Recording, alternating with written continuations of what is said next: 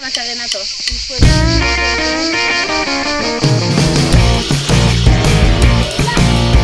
les filles, ça va? C'est cool?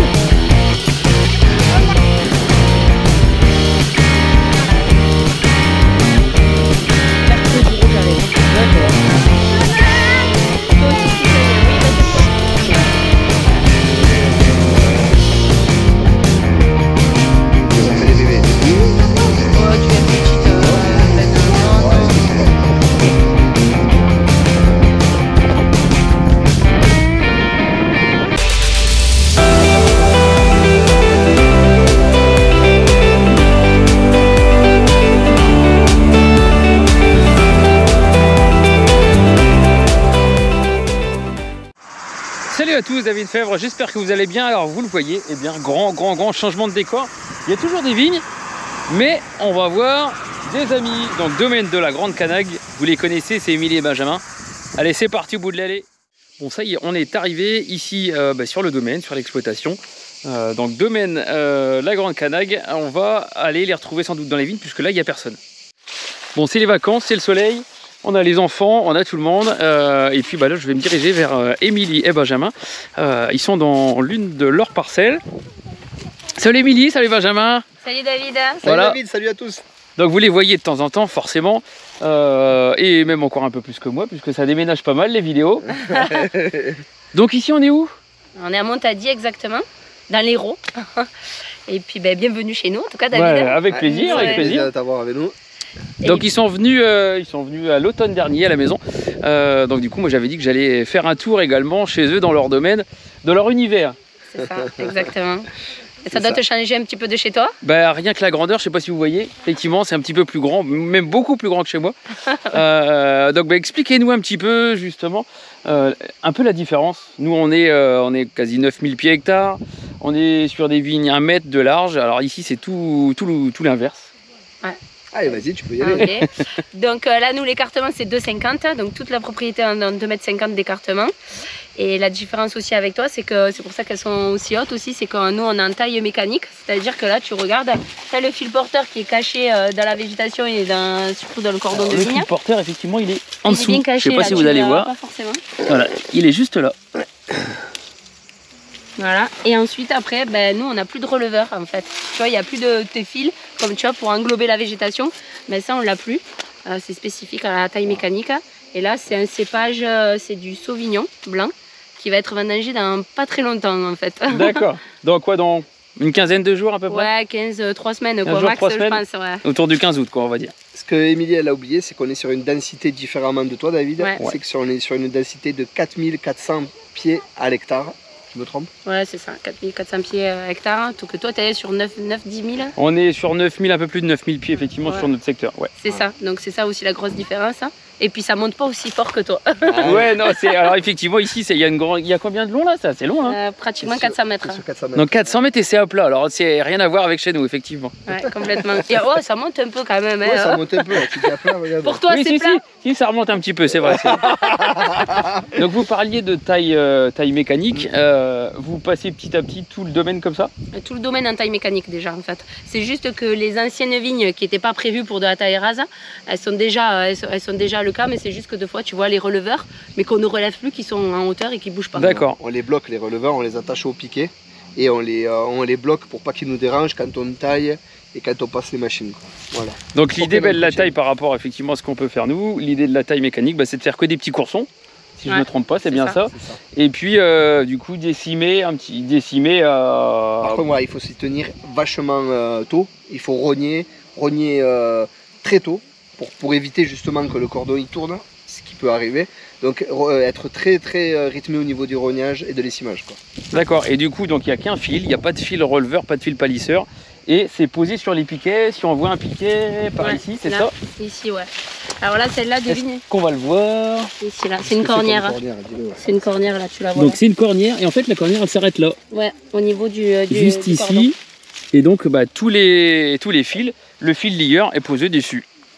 C'est ça, complètement. Donc ça veut dire que les anciennes installations, vous les avez toutes coupées en fait, et puis vous avez raccourci au piquet ici. C'est ça, quasiment, ouais, quasiment toutes. Les anciennes installations, c'était 3 quarts ici de guyot, de taille en guyot, Donc en fait, on a gardé le cordon de la Guyot, on l'a prolongé, on l'a fait aller plus loin. On l'a gardé des fois en double quand c'était de la Guyot double. Donc on a gardé le pied, on a créé un V en fait.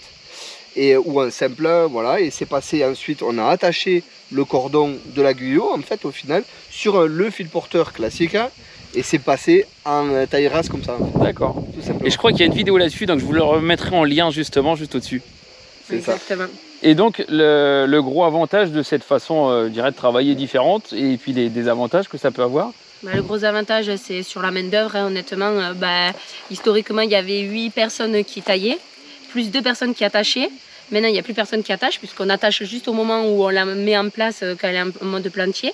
Et ensuite, après, maintenant, on n'est plus que 2,5, plus Benjamin dans la machine, ça fait 3,5 quoi. D'accord, donc c'est vraiment la révolution de ce que vous avez entrepris en fait. C'est ça. Complètement. Complètement. Et ensuite, après, il y avait aussi l'aspect qualité de la vendage, parce qu'on ne voulait quand même pas non plus, certes, faire des économies, mais plus vendre le vin. Bien sûr. Et en fait, on s'est rendu compte qu'en fait, on n'avait pas perdu en qualité.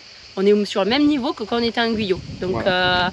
Donc au final, c'est que des avantages pour nous. Avec pas de différence de maturité. Non. Voilà, la cave coopérative, pour en venir à cette idée cette fausse idée ou cette idée, la cave coopérative pendant des années a vinifié les tailleurs mécaniques avec les tailles en Guyot par exemple, ou en cordon royal, toutes les tailles possibles et inimaginables. On a tout vinifié à part et ils se sont rendus compte au bout de 4-5 années que c'était pareil, au niveau qualitatif, au niveau dégustation, ça ressortait la même chose. Donc bien sûr, on est toujours sur des rendements où on essaye, nous, en bio, de tenir les 90 hecto-hectares. Des fois, on en fait un peu plus, des fois un peu moins sur les années, c'est clair. Voilà, et on s'y tient et ça roule comme ça et on est plutôt sur quelque chose de qualitatif pour chez nous. Voilà. D'accord. Alors, ce qui est particulier aussi chez vous, c'est l'irrigation. Ouais. Puisque c'est, vu le climat qu'il y a ici, il n'y a pas plus depuis combien de temps? Vraiment de bonne pluie? Ça fait depuis 3 mois. ouais, 3 mois qu'on n'a pas eu une vraie ouais, pluie. donc ça c'est dans votre cahier des charges. On va aller voir une parcelle justement pour qu'il nous explique, parce que c'est vraiment particulier ici et sans irrigation, ça aurait du mal à pousser. Ouais, et dans cette vigne, la particularité, c'est qu'il est caché, parce qu'il est enterré dans celle-là. Dans l'autre vigne qu'on va te montrer, il sera aérien, parce qu'il y a la moitié qui est aérien et une autre qui est cachée. Et là, il est enterré à peu près à 40 cm de profondeur. Sous tes pieds, David. Sous tes doigts, à peu près là, au milieu du rang. Et ça, autant l'un que l'autre, on va te dire, il y a des avantages dans un sens et dans l'autre. Là, l'avantage, c'est qu'au niveau de la gestion, on irrigue un peu moins, puisqu'il y a moins d'évapotranspiration.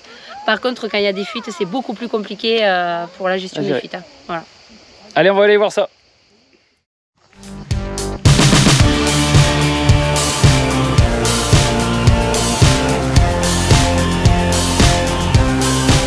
Alors ici on est sur un autre cépage qui est l'Alicante, donc c'est cépage teinturier. Donc un cépage teinturier, je vais te montrer vite fait. Donc toi tu as des cépages qui sont noirs, tu vois. Ouais. Voilà. Sauf que toi à l'intérieur la pulpe elle est blanche. J'ai papa. Ah ben voilà, Romy, voilà, hop là. T'as vu, c'est bien rouge et encore là il est pas 100% mûr. Hein. Et donc c'est ce qu'on appelle le cépage teinturier parce que là tu peux faire que du rouge avec. Alors justement c'est ce qui est particulier, on nous pose beaucoup nous la question en Champagne, comment vous faites pour faire du vin blanc avec des raisins rouges? On leur dit toujours que la peau, la pulpe est forcément blanche à l'intérieur. Alors là c'est tout le contraire, on ne va plus rien comprendre en fait.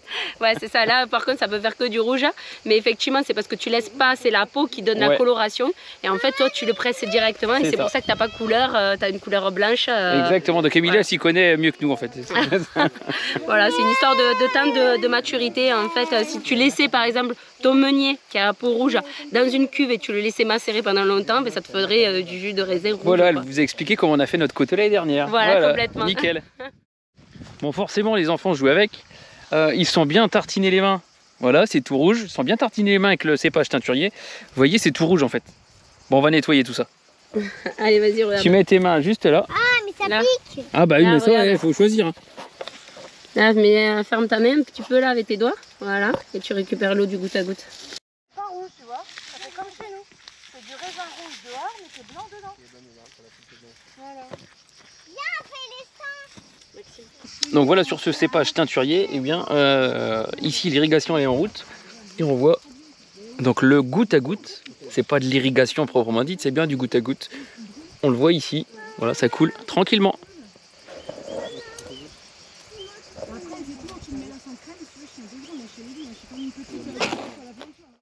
Donc ce qui est particulier aussi, c'est le nombre de cépages sur l'exploitation. C'est assez impressionnant par rapport à nos 3 cépages à nous. Ouais, là on en a 15, 16 cépages différents ici sur l'exploitation, ouais, sur les 60 hectares. Donc au-dessus on était sur de Sauvignon et là on est sur... Là on est sur du Chenançon, cépage rouge donc. Donc ça c'est le Chenançon, ça sert à faire du rosé la plupart du temps. Ça fait très peu de degrés, ça monte à 13 degrés maximum. Et ça fait du... C'est très bon. Récolte dans combien de temps ici à peu près? Oh, Chenançon là tu es sur récolte plutôt fin août, mi-septembre. Mi-septembre. Ouais, on le fait et on va aller chercher la maturité sur ce genre de cépage parce que ben, c'est quand même un petit peu chargé, donc forcément on va aller chercher la maturité au maximum quoi. Ouais, donc effectivement il y a encore un petit peu de verre et encore là il y a encore du travail sur celle-ci. Ouais. Donc justement vous parlez d'irrigation. Tout à l'heure la parcelle était enterrée, on ne pouvait pas voir. Donc là et ben, on a ce fameux petit tuyau noir qui est tout le long. Donc justement Benjamin, ben, explique-moi un petit peu l'irrigation qui est vraiment particulier ici.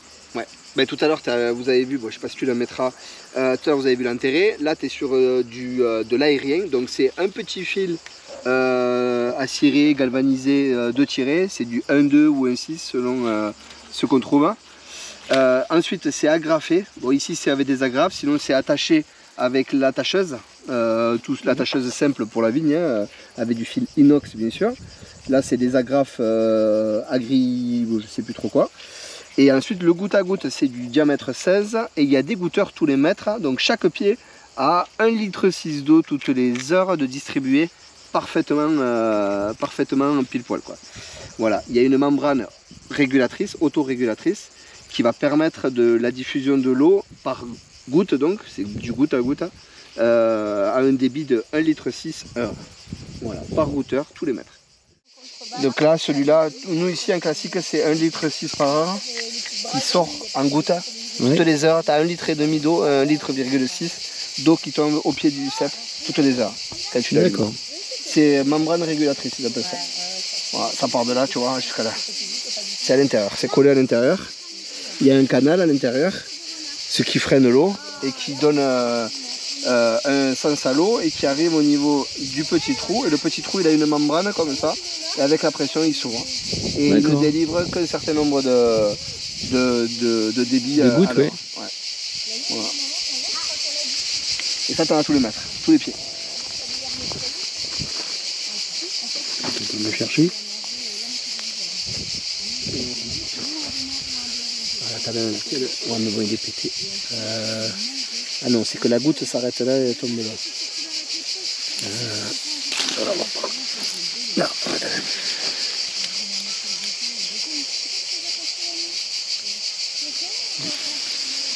je t'ouvrirai un tuyau.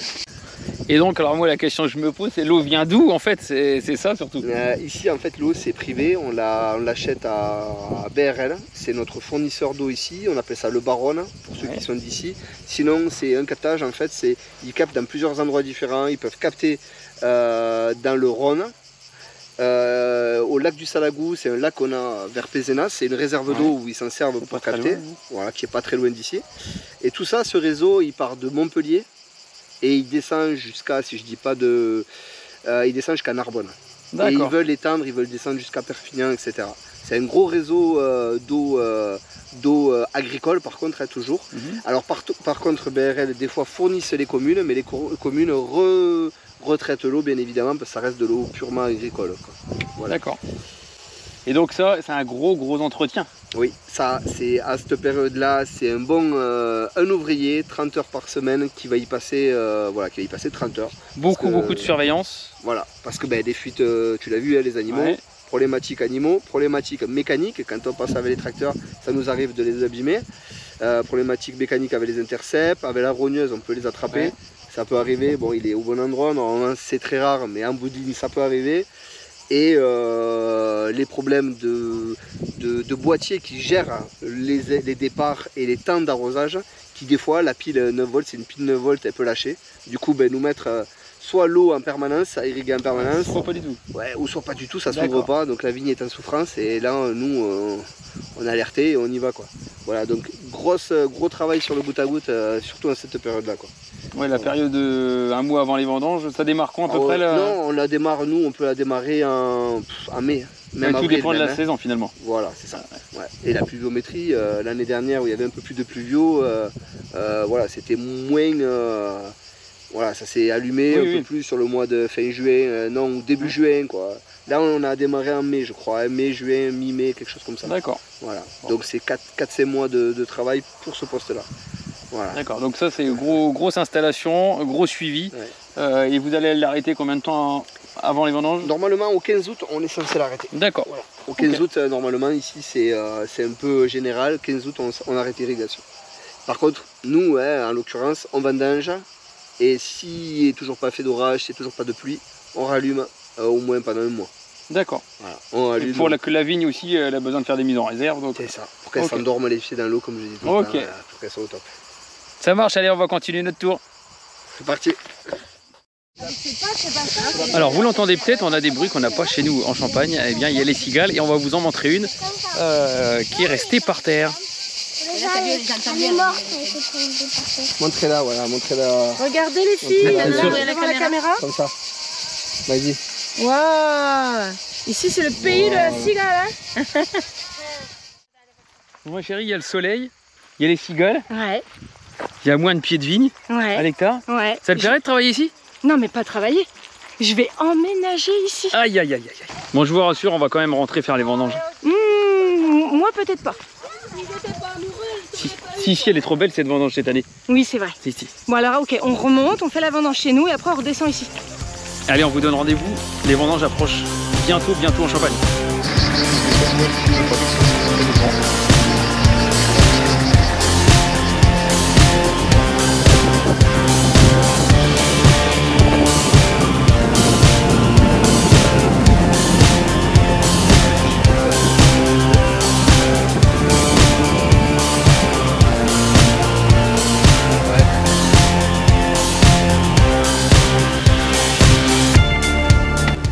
On a laissé partir les filles devant, nous on est entre mecs.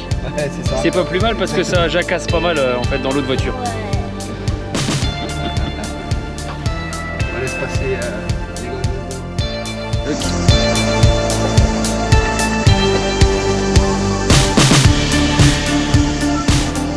Alors eh bien on a été faire un petit tour des vignes, il fait chaud, on va rentrer un petit peu au frais. En tout cas on va aller voir un petit peu le matos, un petit peu différent de chez nous forcément. Et pour vous illustrer, ici il y a du bleu et c'est bien plus gros que chez nous. Allez c'est parti. Donc petit tour des vignes terminé, on est arrivé ici où il y a un petit peu de matos. Des tracteurs bien différents de chez nous, tracteur vigneron ici et puis vous le verrez une New Holland juste qui est dehors. On a un T4 ici tracteur vigneron chez New Holland et puis on a du verre, alors du verre pas comme chez nous, il y a un 209 qui est ici donc avec une rogneuse et puis ici le dernier Vario Fendt 209. Alors allez on va grimper dedans, voir un petit peu comment ça se passe. Hop. Donc effectivement ça sent un petit peu le neuf. Donc forcément différence avec chez nous. Vous voyez ici le petit support justement pour le téléphone portable ou la GoPro. Donc forcément de temps en temps ça filme. Donc voilà ici un tracteur moi que je ne connais pas du tout. Mais en tout cas la visibilité a l'air super sympa. Et le confort a l'air également. Alors du coup Émilie me dit c'est pas un tracteur vigneron. C'est plutôt arboricole. Ouais, c'est un fruitier en fait, c'est la gamme F. Parce que nous on est planté en 2,50, donc on a plus d'écartement, donc ils rentrent sans problème. Que ceux qui ont les vignes en 2 mètres, 2 mètres 20, là ils sont obligés d'être sur le vigneron quoi. Et donc les 3 tracteurs sont comme ça? Ouais, ils sont en taille fruitier, ouais. D'accord, donc les 3 quoi. Ils sont un petit peu plus gros qu'un tracteur vigneron classique. Oui, parce qu'on a plus d'écartement, c'est pour ça qu'on est parti sur du 2,50. On est un peu plus en sécurité du coup. Ouais, t'as plus de stabilité, ouais. D'accord, et donc derrière, ce qui est installé? Donc là derrière c'est les gretiers, c'est la lame intercept, parce que là on continue à essayer d'enlever l'herbe qu'on a. Donc là c'est notre acquisition de l'année et on en est plutôt super content. D'accord. Et donc par rapport à un outil à lame classique, on est plutôt sur un versoir en fait, qui vient rechercher entre les pieds et puis ramener vers le milieu. Ouais, complètement. Et là, on a un mode lame, on va dire. Et après, on a aussi la sarcleuse qui descend un peu plus profondément, qui ressemble un peu à une décavaillonneuse, quoi, qui déchausse plus. On fait en automne, hiver, quoi. Donc là, il est replié. Je suppose qu'il s'écarte. Ouais, il s'écarte le cadre. Et ensuite, après, il y a l'étateur qui permet du recentrage aussi. Donc, il a pas mal d'options, ce cadre. Et ça, c'est vrai que c'est hyper confortable. Et l'avantage du tracteur, c'est qu'en plus, il est équipé du GPS. Ce qui fait que Benjamin peut lâcher le volant. Et ce qui fait qu'il peut se concentrer sur l'intercept et être beaucoup plus performant et pouvoir vite adapter. Si par exemple, il vient accrocher un pied, vite, il déclenche, quoi. Donc, comme nos copains youtubeurs, il a le RTK. Ouais. C'est ça. Ouais. Et là, c'est nouveau. Là, c'est le dernier tracteur, ça. C'est le dernier qu'on a acquis cette année, quoi. Par rapport à celui-ci? Celui-là qui a 4 ans.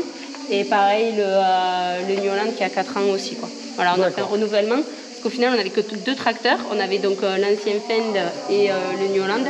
Et là, on a rajouté celui-là en plus. Parce que il nous fallait pour faire les rotations. Sinon, on a pas tous les monter, redémonter. Ouais, voilà, c'est ça. Et donc celui-ci fait les deux, arrive à faire les deux boulots? Oui, alors celui-là, il peut le faire aussi sans problème. Oui. Mais là, effectivement, on a mis les timeuses rogneuses, tu vois, là. Et derrière, on a mis les disques de Cultivio qui nous permettent de nettoyer l'interrang. D'accord, il y a gros de disques quand même, ils sont... Ouais, là, je crois que de tête, il fait 1 tonne 2, quoi, je crois, le cadre avec les disques, quoi. Et le tracteur, la puissance? 90 chevaux. D'accord. Non, celui qui a le moins de chevaux, c'est une New Holland qui a que 80 chevaux et c'est pas assez. On va essayer de booster un peu, quoi. Donc gros matériel quand même. Hein. Ouais, on essaye. Alors là, donc moi j'ai jamais vu ce type de machine. Benjamin, qu'est-ce que c'est? En fait, ça c'est une ébourgeonneuse. Elle va permettre de pouvoir nettoyer au pied de vigne toutes les repousses, les rejets. Ah oui, parce que vous avez des pieds montés. Très haut. Voilà, et donc du coup il reste quand même des choses qui poussent. C'est ça. De la tête dessous jusqu'au sol. Jusqu'au sol. Les repousses, c'est pour éviter que les raisins puissent se mettre à cet endroit-là et soient en contact directement avec le sol pour éviter les maladies, les remontées de toute maladie possible par rapport au sol. Et surtout que la vigne reste vigoureuse au niveau du cordon, là où il y a toute la zone fructifère, là où il y a tous les raisins. Et pas au pied qu'on ne pourra sûrement pas ramasser avec la machine à vendanger. D'accord. Donc elle va nettoyer, elle a 4 têtes qui travaillent dans un sens bien différent. 4 têtes, des lanières à différentes positions, de différentes positions. Elle pince, elle enjambe le rang de vigne, elle pince le cordon. Et voilà, et puis en avançant doucement, elle nettoie. Elle fait son travail de nettoyage et ça fonctionne super bien. Elle a un suivi de sol, celle-là, avec des 2 pieds à l'avant, de ski. Donc, dès qu'elle rentre, elle est en permanence poussée vers le bas, vers le sol, au plus bas, de ce qu'on lui a demandé, bien sûr. Et en permanence, si on rencontre une butte, automatiquement, elle remonte et elle redescend aussitôt. D'accord. Pour être en permanence au contact avec le sol. Bon, j'en aurais appris pas mal. Donc là, la grosse bête qui est derrière, là, ça c'est la tête de récolte qui va justement sur la New Holland qui est dehors, qu'on va aller voir juste après. Donc ça, c'est vu la taille de la machine, c'est facile à poser, c'est facile à monter? Ouais, il y en a pour... au niveau, tu as juste qu'à reculer avec la machine, la faire baisser, la faire cabrer dans l'autre sens, en fait, elle ne cabre pas, au contraire. Tu rentres à marche arrière dessus et tu viens attacher les 2 pivots que tu vois là, les 2 ronds pivots. D'accord. Tu la soulèves et c'est mis, c'est adapté. Le plus long, ça va être de brancher les 4 flexibles hydrauliques. Donc il y a quelqu'un à la machine qui à l'écran, à l'interview, qui fait des accouplements. Et tu mets le moteur de Norea, ça prend un quart d'heure, en tout et pour tout, en 1 heure, 1 heure et demie, si on galère un petit peu, c'est réglé. Voilà. D'accord. Donc on va aller voir à l'intérieur justement, là où le rang de vigne passe. Alors il fait un petit peu nuit. Je vais prendre un petit peu de recul. Je peux nous éclairer, Benjamin. Ouais. Alors on a enlevé les batteurs.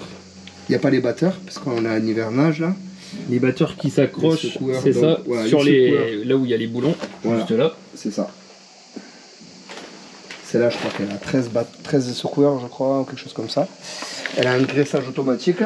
Là, il y a les petits bacs qui réceptionnent la vendange, qui sont tout poussiéreuses parce que c'est resté hiverné pendant 1 année. Oui. Là-bas, les biellettes en téflon qui tiennent les secoueurs à l'arrière. Elle qui les guide et qui leur donne le mouvement. Et les paniers où tombe le raisin. Voilà. Et ensuite, par rapport en fonction de l'avancement de la machine, ben forcément les paniers ils montent à l'arrière, ils vont à l'arrière de la tête de récolte, ils montent et sont distribués dans les bacs du dessus et nettoyés par les ventilateurs qu'il y a au-dessus. Les ventilateurs, alors si on prend un petit peu de recul, alors on aperçoit juste la tête arrondie, c'est ça?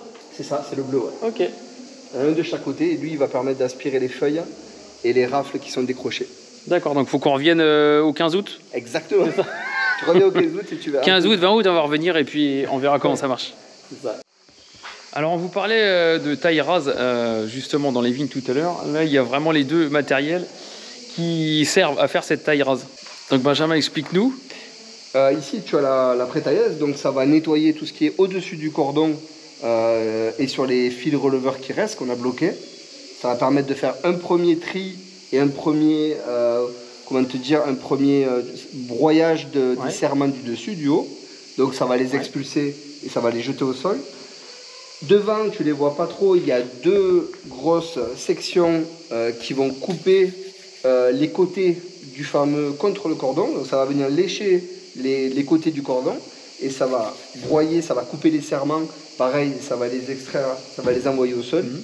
Et ensuite, en finition, tu as la taille rase qui, elle, va vraiment raser le cordon et va permettre la coupe la plus précise contre le cordon. Ah, donc ça va bien finir le travail. Là. Voilà, là, elle va vraiment tailler pour de vrai. Elle va vraiment passer à ras du cordon de la vigne et à la hauteur qu'on lui a réglé. Donc, par exemple, on a décidé 1 cm au-dessus du cordon. Il y a un système de visio automatique. Et elle, après, elle va suivre avec les deux scies du dessus, elle va suivre le cordon et couper avec les disques qui n'y sont pas, qui sont chez l'affûteur, et les deux disques du côté pour les côtés. Ok, donc voilà. ça va devant le tracteur, et ça va derrière. Ça va devant la New Holland. Voilà. Ouais, sur la New Holland, ça va derrière la cabine. Ouais. D'accord. Et lui devant. Ok.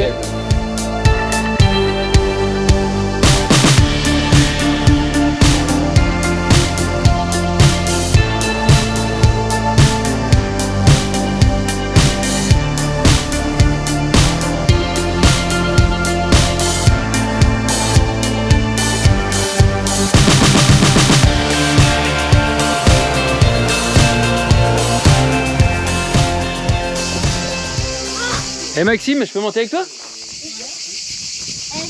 Hein Maxime, je peux monter avec toi? Viens. Il m'a dit viens. Par contre, il fait chaud.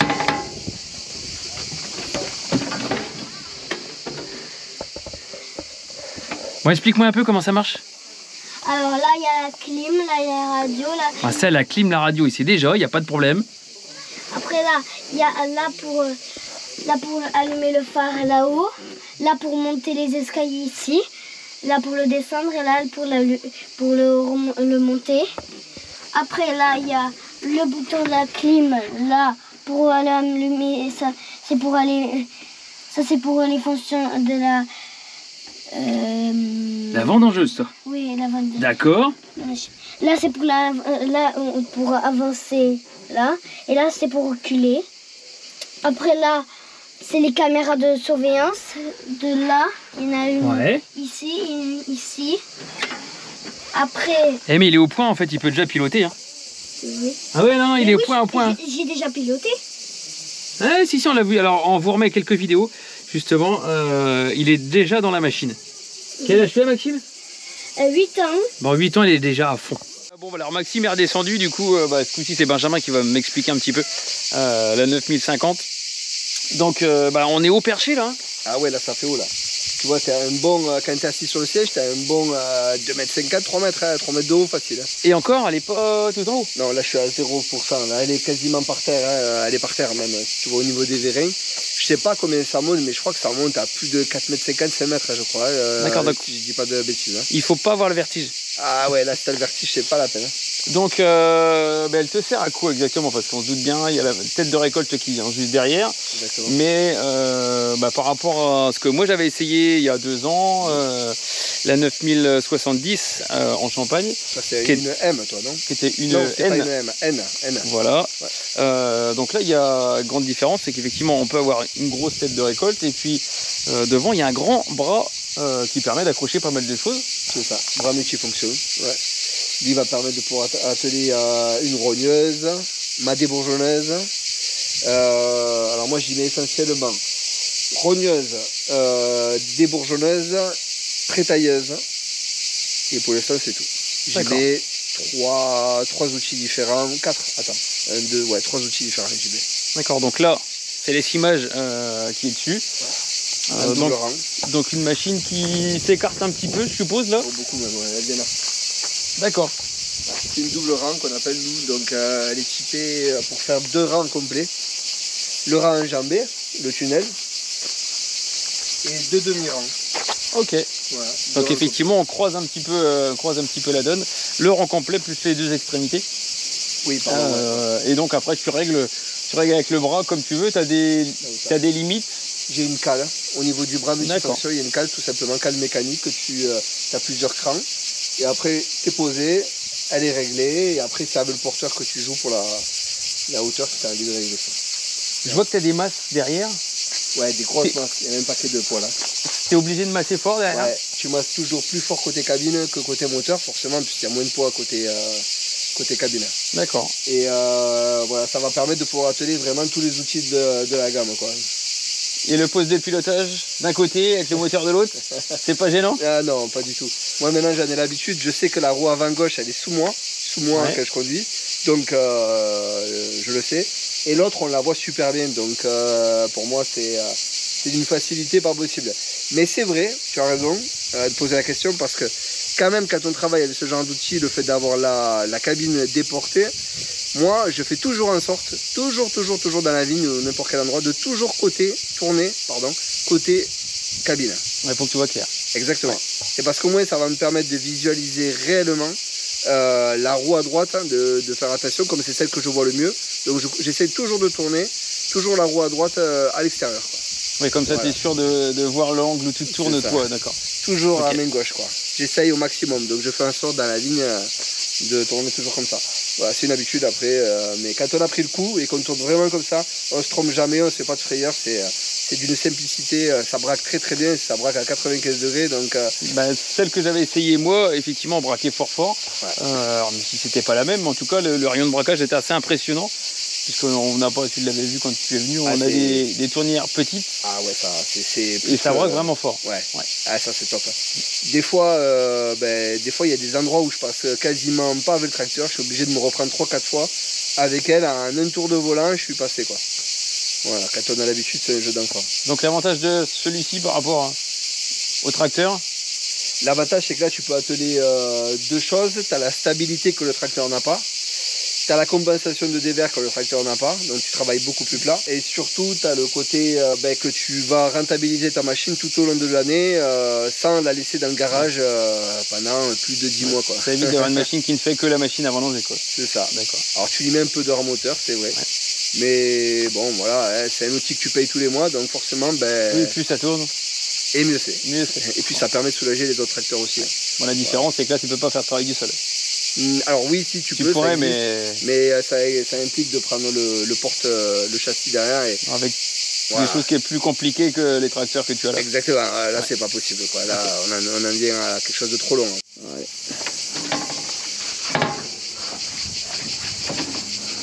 Bon, on est au perché.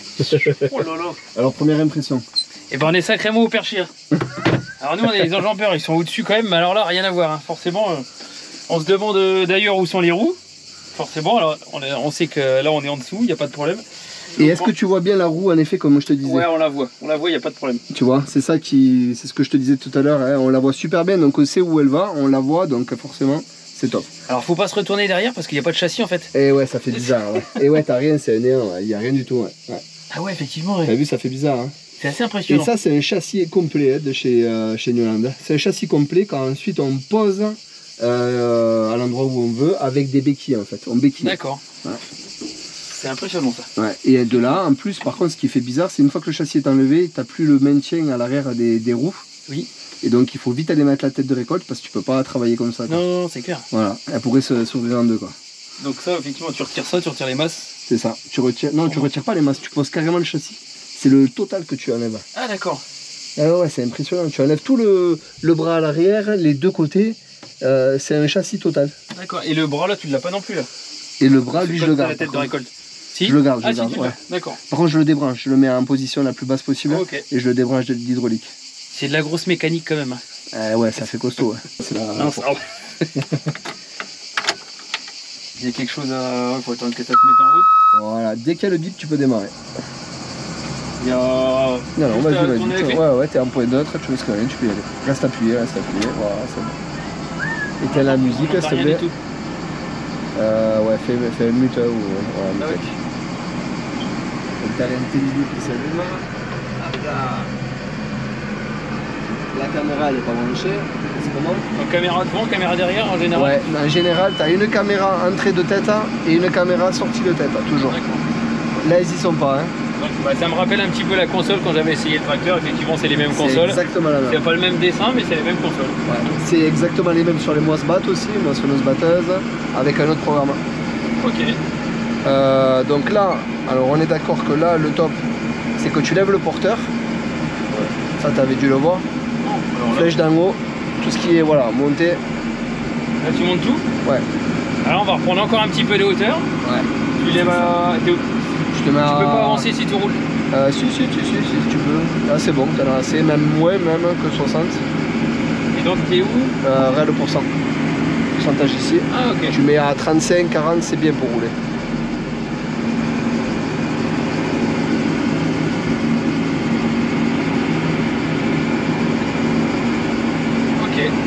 Allez, de là tu enlèves le frein à main. Le frein à main, ok. D'accord. Et là, là tu pousses le joystick et au fur et à mesure, voilà, tu t'en souviens le cran des gardes? Non. Bon, c'est pas grave, tu vas le sentir. Ah oui, pardon, attends, excuse-moi. Arrête-toi. Il y a le volant. Vas-y. La pédale d'en bas, je sais pas si t'as vu. Le siège, attends. Ah oui, parce que je suis pas très grand. Ouais. T'es bien là ou pas? Ouais, nickel. Allez, impeccable. C'est parti. Là, il n'y a pas besoin de toucher le vent à lessiveuse? Non, là, juste le top, ça serait que tu avances un petit peu, que tu me fasses un demi-tour à 95. Regarde, ça, faut voir le... Ouais, faut voir le coup, c'est... je vais tourner par là. Ouais, tu vas tourner par là, toujours côté machine, côté cabine. Elle touche la lessiveuse, non? Si elle touche, alors au pire, attends, arrête-toi parce que tu as... Voilà, t'as la flèche qui t'indique que t'es pas à plat. Il faut quand même que tu avances, que tu contrôles le dévers. Ah, à chaque fois que tu roules? Il n'y a que quand tu es dans la vigne que tu es en train de travailler avec les outils qu'elle va faire automatique. Ouais. D'accord. Si tu as peur, la rogneuse, tu lèves avec B1.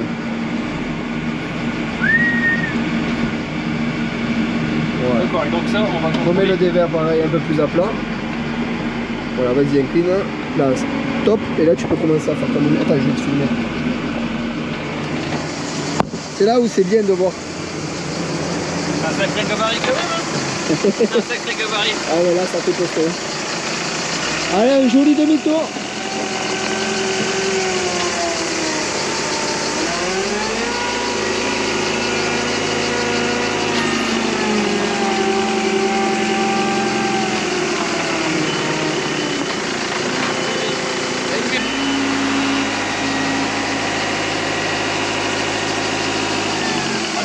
C'est Camero.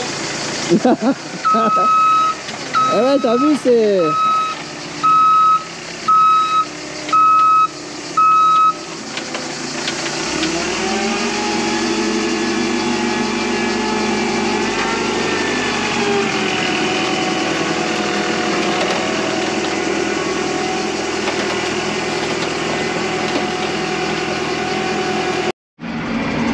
Bon, ça y est, on a pris un rang de vigne. Et je peux me baisser, je peux... Et là tu peux baisser, ouais. Tu peux baisser, tu peux... Ouais, non, donc, je vais pas ici, mais non, non. On va pas abuser non plus. On va pas tenter. Donc là, si tu veux, regarde. Si je baisse là... Voilà, si tu baisses, ça va t'aider même à trouver le milieu.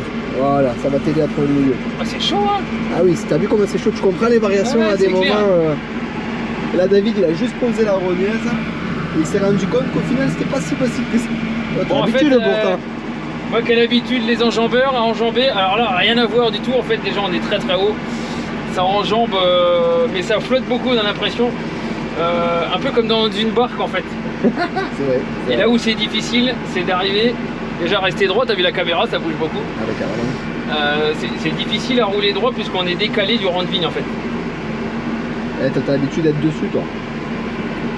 Ouais, toi, t'es dessus, toi. Ah ben on est au-dessus. Des deux, toi. Alors Attends. on est à cheval sur les deux, effectivement. Eh ouais, t'es à cheval sur les deux. Vas-y, vas-y, vas-y, vas-y.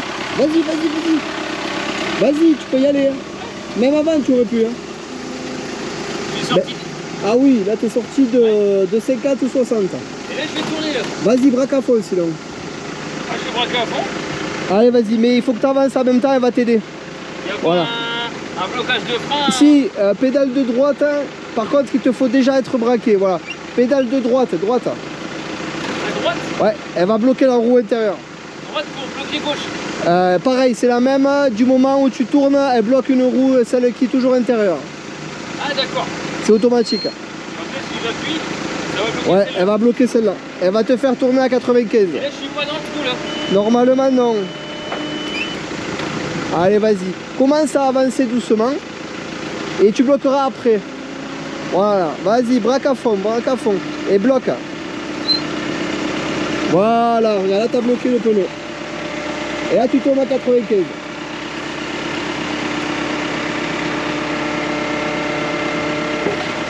Voilà, t'as relâché. C'est bon.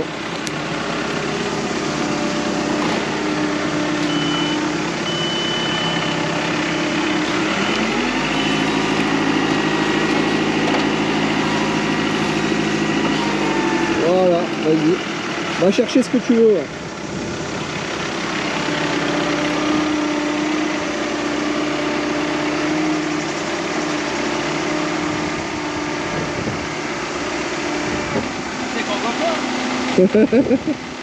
Et là, vas-y, là, en reculant, tu braques de l'autre côté. Mais non, celle-là ou dans l'autre?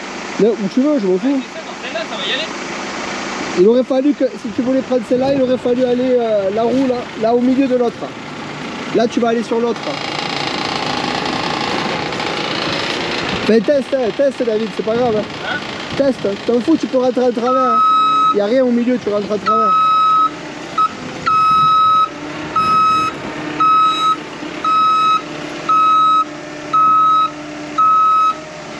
Vas-y, vas-y, braque en avançant. Encore. Ah, c'est bon.